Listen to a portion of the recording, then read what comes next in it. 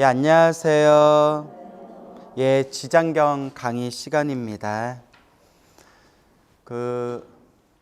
엊그저껜가 우연히 인터넷 뉴스 뜬 걸 보고 또 쏘스라치게 놀랐어요. 예전에 오래전에 제가 법문할 때도 몇 번 얘기했던 건데, 이번에도 네팔에서, 네팔 알죠? 네, 네팔에 힌두교 신자들이 많아요. 근데 힌두교 신자들이 많은데 어느 한 마을이 있는데 거기에 5년 주기, 몇 년? 5년 주기마다 큰 벌판에서 소, 양, 닭 해가지고 수많은 짐승들을 살아있는 채 죽이는 거예요. 도살을 하는 거죠. 그리고 힌두교 신에다가 제사를 지내는 희생제라는 게 있어요. 희생해가지고 제사를 지내는. 근데 올해도 인터넷 뉴스에서 올해도 네팔에서 희생제, 동물을 죽이는 희생제가 열리는데, 약 추정하기를 수많은 힌두교 신자들이 와서 제사에 참여하나 봐요. 근데 힌두교가 좀 복잡해요. 종교 중에서 가장 복잡한 종교가 힌두교래요. 워낙 파가 많아가지고, 그러니까 살생을 안 하는 힌두교파도 있지만 또 힌두교 신 중에 파괴의 신, 시바 신이나 깔리 여신 같은 파괴의 신들에게 또 제사 지내는 그런 살아있는 생명을 죽여서 제사를 지내는 파도 있나 봐요. 그래서 이번에 희생제의 살생을 당하는, 살아있는 채 목이 잘리고 내장을 다 끄집어내는 건데, 벌판에서 추정하기를 제사 동안 50만 마리,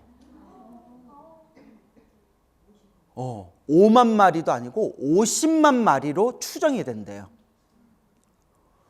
몇 날 며칠 동안 들판에서 50만 마리의 짐승들이 한꺼번에 그냥 살아있는 채 도륙을 당하는 거예요. 그게 수백 년 동안 내려온 전통이래요. 그러면 그걸 왜 하느냐? 살아있는 생명을 죽여서 신에게 제사를 지내면 복을 받는다는 거예요.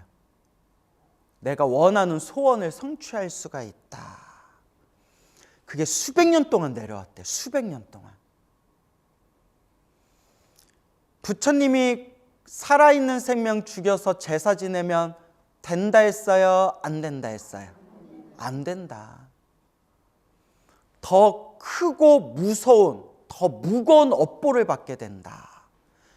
지장경에도 우리 분명히 배웠죠. 지장경에서도 분명히 살아있는 생명을 죽이지 말아라. 살생하지 말아라. 피비린내 냄새를 맡고 악귀들이 몰려온다. 지장경에서 분명히 배웠잖아요. 그래서 부처님 당시에 가유타이라는 스님이 계셨어요. 누구라고요? 가유타이.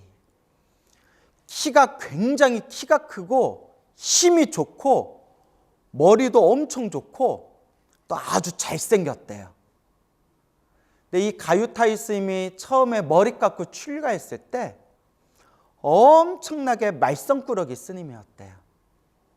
정말 온갖 말썽을 부리던 스님이었다가 어느 날 큰 곤욕을 겪게 되었는데, 큰 곤욕을 겪고 있을 때 부처님이 일부러 안 도와주셨대요. 불교설에 그런 내용이 나와요. 그러니까 부처님이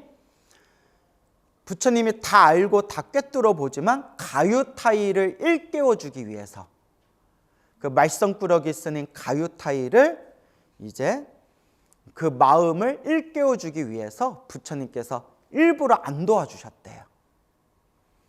그리고 가유타이 스님이 나중에 충격을 받았대요. 부처님이 나를 도와주시지 않고 나는 부처님한테 어떤 존재란 말인가, 이렇게 충격을 받고 부처님이 원하시던 바대로 그때서 이제 철이 든 거예요. 그때 가유타이 스님이 세상은 참으로 더덥고 무상하구나, 오로지 수행을 해야 되겠구나 해서 결국 그 말썽꾸러기 가유타이 스님이 열심히 수행을 해서 모든 번뇌가 사라진 윤회에서 벗어난 거룩한 성자, 세 글자로 뭐라고 하죠? 네, 아라한, 아라한이 되세요. 거룩한 성자 아라한이 된 뒤에 수많은 사람들을 제도를 하게 돼요. 그래서 가유타이 스님이 그 짧은 기간 동안 방방 곳곳을 다니면서 사람들에게 법을 설하고 인연 있는 사람들에게 해탈의 법을 설하셔서 가유타이 스님이 구제한 불자들이, 중생들이 헤아릴 수 없이 많을 정도였대요. 그러던 어느 날 가유타이 스님이 평소에 친분이 깊었던, 친하게 지냈던 어느 가정집에 탁발을 가세요. 가정집에 이렇게 탁발을 갔는데 평소에 친하게 지냈던 그 주인집의 주인, 남편과 부인, 주인은 멀리 출타를 한 상태였고 그 집에 며느리가 혼자 있었대. 며느리. 벌써 분위기가 이상해지죠. 며느리가 몰래 바람을 피고 있었는데 오늘 남편도 없고 시아버지, 시어머니도 안 계시니까 자기야 오늘 우리 집으로 살짝 와? 뭐 이랬나 보죠. 그러니까 여러분, 바람을 펴도 밖에서 피세요. 알겠죠? 집으로 부르면 돼요, 안 돼요? 안 돼요. 바람 피려면 어디서 펴라? 요새 모텔도 많잖아요.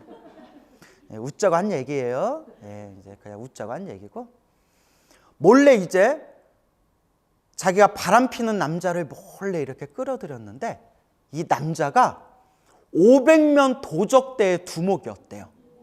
500명의 도적대의 두목.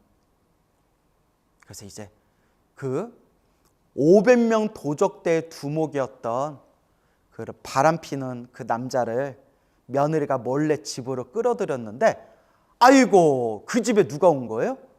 가유타이 스님이 딱 온 거예요. 가유타이 스님이 탁발하러 딱 왔는데 이제 바람 피고 있는 걸 본 거예요. 근데 가유타이 스님이 그냥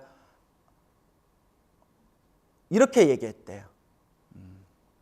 그 여인에게, 며느리에게, 바람을 피는 거는 나쁜 업보입니다. 다음 생에라도 나쁜 업을 받게 됩니다. 순결하고 청정한 길을 걸으십시오, 여인이여 하고 이렇게 이제 조언을 해줬대요. 그 가유타이 스님이 그냥 이제 사원으로 돌아갔는데, 당연히 아라한이신 가유타이 스님이 고자질을 할까요, 안 할까요? 예. 그리고 책에서는 가유타이 스님은 아무한테도 말할 생각이 없었대요. 이미 번뇌와 욕망이 사라진 거룩한 성자 아라한이신 가유타이 스님은 그 여인이 바람을 피면서 이번 생 나쁜 업보를 짓고 있는 것을 자비로운 마음으로 안타깝게 여길 뿐이지 뭐 그 가족에게 고자질을 하거나 피해를 주려는 생각이 전혀 없었대요. 그러면 그 바람 피다가 걸린 그 며느리, 여인도 지가 잘못했으면 숨 죽은 듯이 가만히 있던가. 누가 발이 저려요? 도둑놈이 제발 저려요. 그냥 가만히 있으면 될 걸. 어떻게 자기 어떻게 우리 걸렸어. 우리 시부모님하고 우리 남편한테 얘기하면 나 이제 나 맞아 죽을 거야. 나 어떻게 해? 자기야 어떻게 해? 저 중놈 좀 어떻게 해봐. 이렇게 이제 그 500명의 도적대 두목이었던 자기 바람 피는 남자에게 막 이제 하소연을 한 거예요. 그래서 그 바람 피던 그 두목이 몰래 500명의 도적대들과 몰래 길목을 지키고 있다가 산길에서 탁발을 하기 위해서 걷고 있는 가유타이 스님을 덮쳐가지고 스님을 죽여요. 아라한이신 가유타이 스님을 죽여요. 물론 가유타이 스님은 힘이 엄청나게 장사였대요. 장군 출신이라는 얘기가 있어요. 충분히 혼자서 싸워가지고 거기서 탈출할 수도 있었을 것이고, 신통력이 있는 아라한이라서 신통력으로 그곳에서 벗어날 수도 있었을 거예요. 근데 스스로 그 500명의 도적대들이 덮쳤을 때 스스로 그 죽음을 받아들여요. 그 이유는 이제 잠시 후에 나와요. 그리고 그 당시 그 나라의 왕이 가유타이 스님을 굉장히 존경했대요.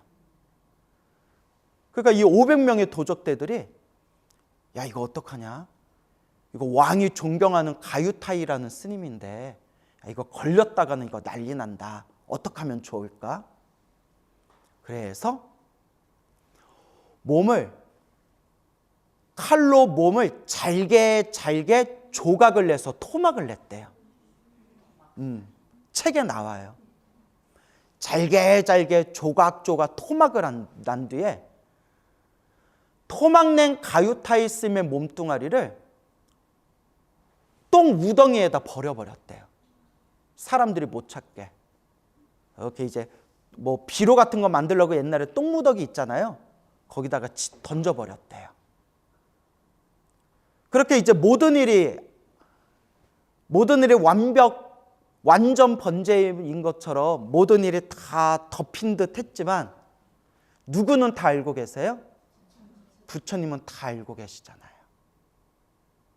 그렇게 하루 이틀인가 며칠이 지났는데 어느 날 부처님께서 사원에 가만히 앉아 계시는데 비구 스님들과 불제자들이 부처님 발 아래 모여 부처님께 여쭈어 봐요. 세존이시여, 가유타이 스님이 요새 보이지가 않습니다. 가유타이 스님이 어디에 있는지 보이지가 않습니다. 그때 부처님께서 가사를 입으시고 바리떼를 드시고 수많은 비구 스님들에게 그대들이여 가사를 입고 대가사를 입고 나를 따라오거라 하면서 부처님이 수많은 스님들과 함께 한 길로 일렬로 줄을 서서 천천히 이제 길을 걸으면서 어디로 갔을까요? 그 똥무더기에 간 거예요. 토막 난 가유타이 스님의 몸뚱아리가 숨겨져 있는 그 큰 똥덩이에 가가지고 가유타이여 내가 왔노라. 그대의 스승인 내가 왔노라. 가유타이여 내가 왔노라 하는 순간 그 깊은 곳에 숨겨져 있는 똥무더기에서 가유타이 스님의 조각조각 난 그 몸뚱아리가 허공으로 붕 떠서 나타나더래요. 환한 빛을 발하면서 그대의 스승인 내가 왔노라 라는 부처님 말 한마디에 토막난 그 몸뚱아리가 환한 빛을 내면서 똥무더기에서 싹 몸을 드러낸 거예요. 그 자리에 수많은 스님들과 불제자들이 충격을 받은 거예요. 아, 가유타이 스님의 몸뚱아리가 조각나서 저기에 숨겨져 있었다니. 그래서 부처님께서 명을 내려서 비구 스님들이 그 토막난 가유타이 스님의 몸뚱아리를 다 수습을 해가지고 사원에 마어서 향과 꽃으로 깨끗하게 닦고 원래의 몸으로 잘 수습을 한 뒤에 정중하게 화장을 올렸대요. 다비식 화장을 했대요. 그게 이제 위대하신 아라한이었던 부처님의 수제자 중에 한 분이었던 가유타이 스님의 죽음이에요. 이게 사방팔방 널리 소문이 난 뒤에 국왕이었던 가유타이 스님을 평소에 존경하던 국왕의 귀에까지 들리게 된 거예요. 신하들에게 명을 내려요. 어떤 일이 있어도 반드시 찾아내라. 반드시 범인을 찾아내라. 왕의 분노가 대단했을 거 아니에요. 누가 감히 거룩하신 가유타이 스님을 몸을 조각내가지고 토막으로 살인을 해서 이 위대하신 거룩한 성자를 똥무더기에다 숨길 수가 있냐. 당장 찾아내라. 그리고 결국 찾았어요. 500명의 도적들과 그 도적대의 그 두목과, 그리고 그 두목과 작당을 했던 그 며느리, 여인까지 싹 다 찾아내가지고 모조리 사형에 처해버렸대요. 어쨌거나 사건은 여기서 끝나요. 이제 우리에게 이제 남은 궁금증이 있잖아요. 비구 스님들과 수많은 불자들이 서가모니 부처님께 찾아가서 여쭈어 봐요. 부처님, 가유타이 스님은 저렇게 거룩하고 위대하신 아라한이고 대성자이신데 어찌하여 저렇게 끔찍한 죽임을 당하게 된 겁니까? 위대하신 아라한이신데 어떻게 저런 무서운 끔찍한 저렇게 살해를 당해서 세상을 떠나신 겁니까? 저희들은 이해가 되질 않습니다. 그때 부처님께서 이렇게 말씀하십니다. 저것도 다 누가 지은 업이다? 가유타이. 다 스스로 지은 업보를 스스로 받게 된 것이다. 그 부처님께서 가유타이 스님의 머나먼 과거 전생 이야기를 들려주셔요. 자, 이걸 잘 들으셔야 돼요. 수없는 머나먼 과거 전생에 한 나라가 있었고 그 나라의 왕이 있었고 그 나라의 왕의 스승 역할을 하던 제사장이 있었다. 그래서 옛날 고대 국가에는 신정일치 사상이라고 해가지고 그저 이렇게 뭐 신에게 제사 지내는 제사장들이 굉장히 강한 권력을 주고 있었잖아요. 또 제사장은 아니지만 우리나라 고려시대 같은 나라에도 종교인, 스님들이 나라의 스승이라고 해서 국사라고 불리거나 왕의 스승이라고 해서 왕사라고 불렸던 큰 스님들이 고려시대에도 있었잖아요. 그렇죠. 수없는 머나먼 과거 전생에 왕의 스승이었던 제사장이 있었는데 이 제사장이, 제사를 담당하던 이 제사장이 자신의 권력을 더 주기 위해서 그리고 자신의 이익을 위해서 욕심에 눈이 멀어 왕에게 다음과 같이 이야기했다. 왕이시여, 이 나라가 더 잘 되고 왕께서 더 승승장구하시려면 하늘에 제사를 지내야 됩니다.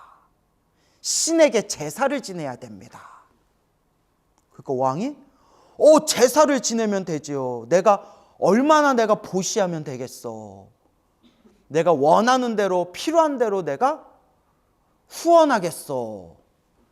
왕이시여, 제대로 이 제사를 해서 제대로 기도발을 받으려면 남들과 같이 평범하게 제사를 지내면 안 됩니다. 그럼 어떻게 하면 되겠어?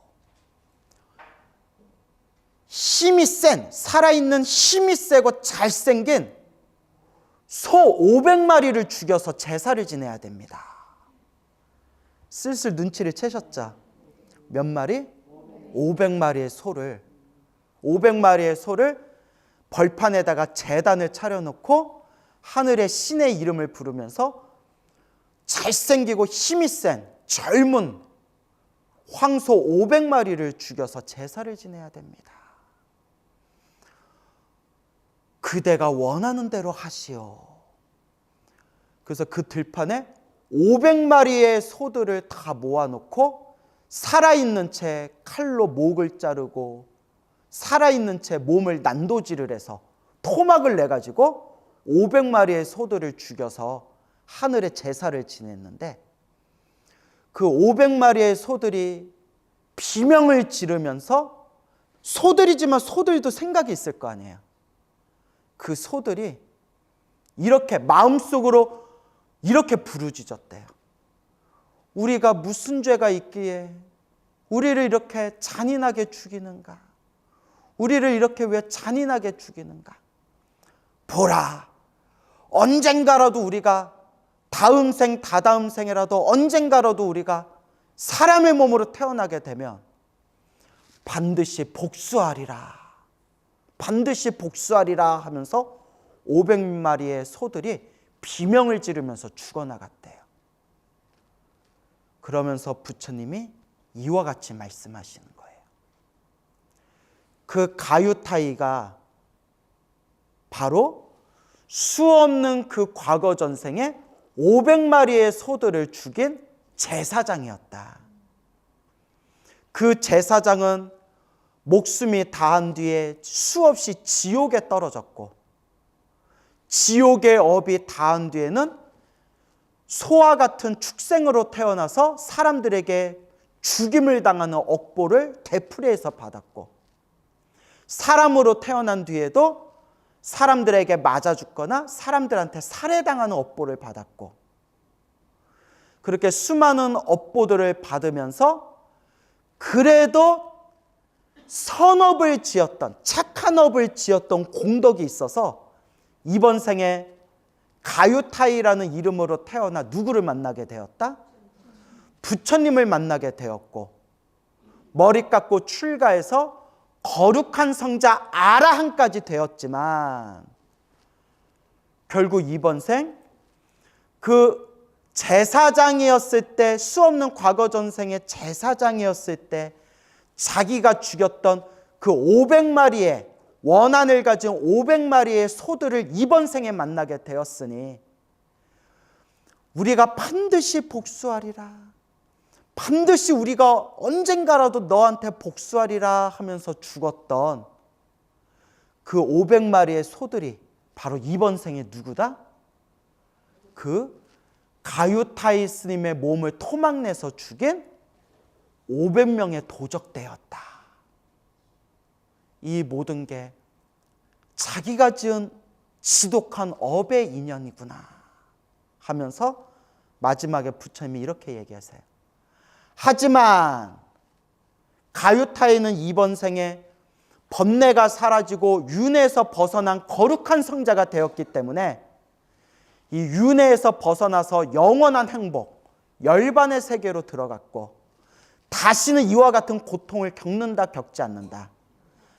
이 모든 괴로움은 여기서 모두 다 끝나게 되었느니라. 그러니 불자들이여, 이 지독한 업의 인연에서 벗어나고자 한다면 어서 수행하고 마음의 깨달음을 얻어야 된다라고 부처님이 간곡하게 말씀하신 내용이 우리 경전에 자세히 나옵니다. 어떻게 마음에 와 닿으세요? 근데 중요한 거, 가유타이 스님은 그 제사장이었을 때 몇 마리를 죽였어요? 500마리. 근데 지금 네팔에서 벌어지고 있는 힌두교 신자들이 지금 살아있는 짐승들을 죽이는 게 지금 약 추정하기를 몇 마리? 50만 마리. 이 업을 어찌할꼬, 이 업을 어찌할꼬, 이 지독한 업을 어찌할꼬. 그나마 인도에서도 힌두교가 여러 파가 있다고 했죠. 그래서 좀 나이가 젊은 신세대 힌두교 신자들, 나이가 젊은 신세대 힌두교 신자들과 또 힌두교 다른 파에 좀 생명을 소중하게 여기는 힌두교 다른 파에서는 하지 말아라, 이런 거는 진정한 우리 힌두교의 진정한 교리가 아니다, 하지 말아라, 이렇게 지금 이야기를 하고 있는데, 이 업보가 왜 무서운지 아세요? 정말 업보가 두꺼운 사람들은 아무리 좋은 얘기를 해줘도 알아듣는다, 못 알아듣는다. 그게 업의 무서움이에요. 아무리 좋은 얘기를 해줘도 못 알아들어요. 살생하지 말아라, 살생을 하면 오히려 더 무서운 업보를 받게 된다 라고 아무리 얘기해줘도, 지금은 안 그러겠지만 몇십 년 전만 해도 실제로 제가 들은 내용들이에요. 실제로 제가 들은 얘기예요. 절에 다니신 불자님들 중에서도 어디 용하다는 무당집에 가가지고 무당이 아유 집안에 큰 우환이 있네. 아유 어떻게 해야 될게요. 그 구슬해야 된다. 그 소 잡고 돼지 잡고 그 신령님들한테 살아있는 짐승을 잡아가지고 구슬하면 액땜할 수 있다. 요 말에 홀딱 넘어가가지고 불교 신자라는 불자님들 중에 살아있는 생명 죽여서 굿한 그런 노보살님들 실제로 내가 만나봤어요. 지금은 후회하시더라고요. 아무리 절에 다니면서 법문을 들어도 업이 너무 두꺼우면 이 어리석음을 바꿀 수가 없어요. 그래서 여러분, 우리가 이번 생에 사람으로 태어나 부처님 법을 만나고 이렇게 지장경을 공부하고 내가 어떻게 살아야 올바르게 공덕을 닦으면서 사는 거구나라는 걸 배우고 실천하려고 노력하는 것만으로도 여러분은 복이 많은 사람들이에요. 성근이 있는 사람들이에요. 모르겠어요. 몇 년이나 갈지. 왜냐하면 초창기 때 절에 열심히 다니다가 절에 안 다니고 막 사는 사람들도 내가 여러 번 본 적이 있기 때문에 꾸준하게 부처님의 법문을 듣고 가르침을 공부하고 올바르게 선업을 지으려고 노력하는 사람들은 정말 수없는 전생에서부터 착한 뿌리를 심은 사람들이에요. 믿습니까, 여러분? 예. 그래서 얼마 전에 그 인터넷 뉴스에 이번에 네팔의 그 약 50만 마리의 그 짐승들을 살아있는 채 칼로 난도질을 해서 죽이는 희생제, 살생의 제사가 또 열린다라는 얘기를 듣고 너무나 가슴이 아파가지고 너무나 가슴이 아파서 그래서 여러분 명심하세요. 자, 따라해 보세요. 살생하지 말아라. 도둑질하지 말아라. 네. 삿된 음란한 짓을 하지 말아라. 거짓말하지 말아라. 술을 포함해서 정신을 흐리게 하는 것을 가까이 하지 말아라. 이 5개만 철저히 지켜도 죽어서 하늘색에 태어난대요. 인간으로 태어나도 무량한 복을 받는데요. 근데 여러분 5개 지키기도 쉬워요, 어려워요?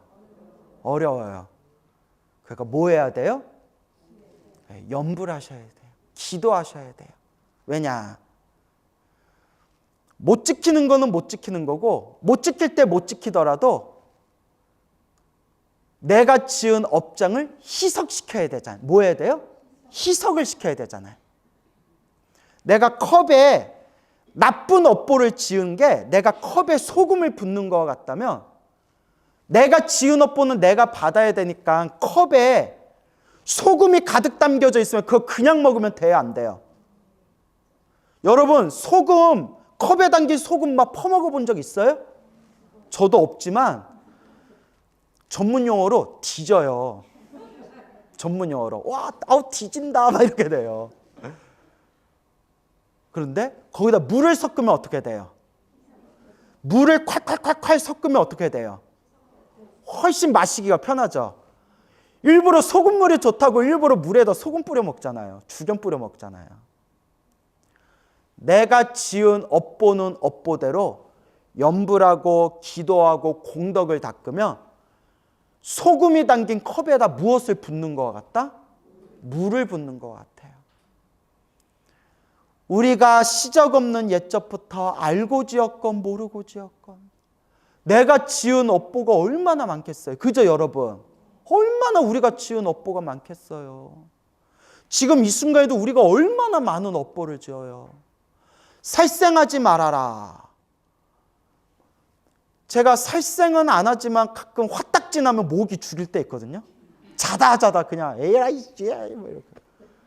그 벌레 같은 거, 바퀴벌레나 벌레 같은 거 보이면 휴지에 싸다 버리는데 작은 벌레 같은 건 휴지에다 싸다 버리면 아마 죽었을 수도 있어요. 뭐 내가 대놓고 뭐 큰 살생은 안 하지만 소소한 살생은 하잖아요. 그죠, 여러분? 그 다음에 도둑질하지 말아라. 딱히 내가 도둑질하는 일은 없지만 사탕 하나씩 가져가세요 하는데 2개 가져갈 때도 있고 뭐 예를 들어서 뭐 딱히 제가 도둑질한 거는 없던 것 같아요. 뭐 하여튼 예를 들어서 이렇게 우리가 일상에서 살아가다 보면 나도 모르게 알고 지었건 모르고 지었건 내가 지은 업보들이 있을 거 아니에요. 그렇죠? 알고 지었건 모르고 지었건 몸과 말과 생각으로 지은 나의 업보를 참회합니다. 닦을 수밖에 없어요. 10여 년 전에 지장기도 천일기도를 하시는 지장경을 매일매일 독송하시고 지장기도 열심히 하던 노보살님이 계셨는데 지장기도 하면서 몸이 너무 아프더래요. 몸이 너무 아픈데 몸이 아플 때마다 이렇게 생각한대요.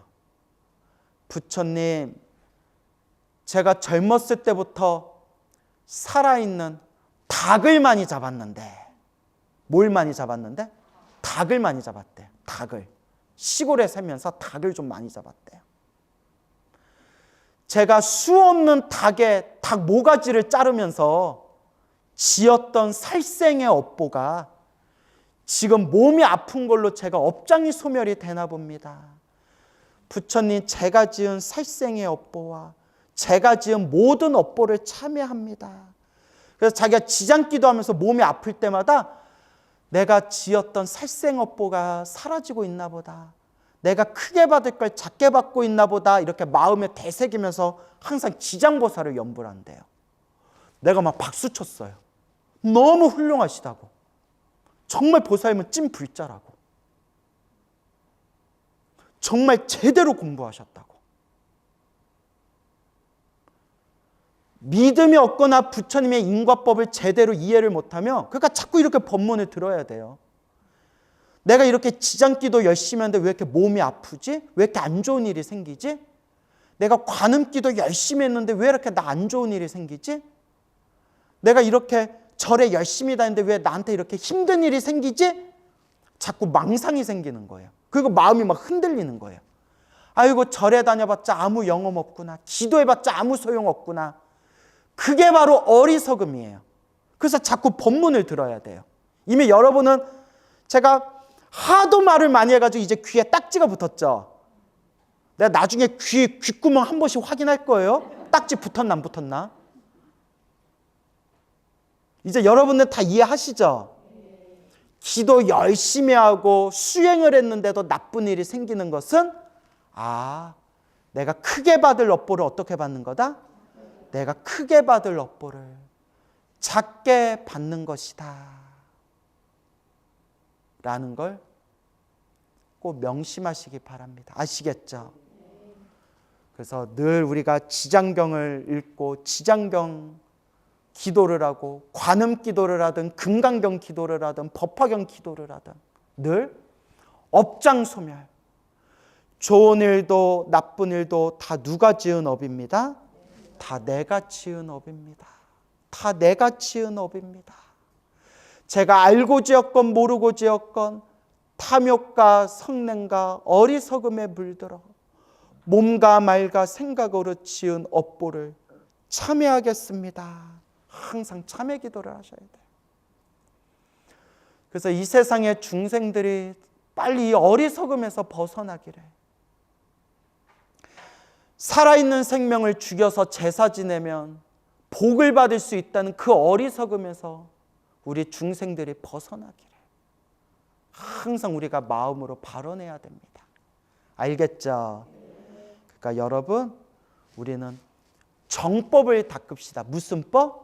정법. 그러면 저도 그렇지만, 여러분, 저도 그렇지만 스님들마다 사람들마다 강의하시고 법문하실 때 다 자기가 정법이래. 아니, 나도 그래요.